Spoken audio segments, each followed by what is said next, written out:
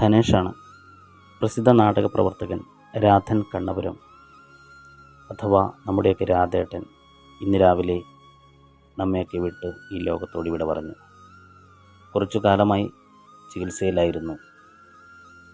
14 ദിവസം നമ്മുടെ ഹോസ്പിറ്റൽ കുറുമാത്തൂർ ആയുർവേദശാലയിൽ ഉണ്ടായിരുന്നു.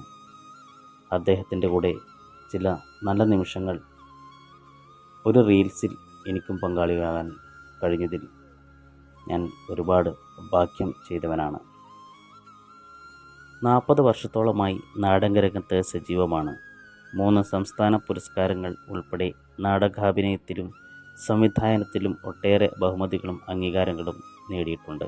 പെരുന്തച്ചൻ, തീപ്പൊട്ടൻ, നവരസനായകൻ, കോടീശ്വരൻ, കിനാവിലൊരു കളിവീട്, ഉള്ളത് പറഞ്ഞാൽ തുടങ്ങിയവ ഇദ്ദേഹം പ്രധാന വേഷത്തിൽ എത്തിയ വിഖ്യാത നാടകങ്ങളിൽ ചിലതാണ്.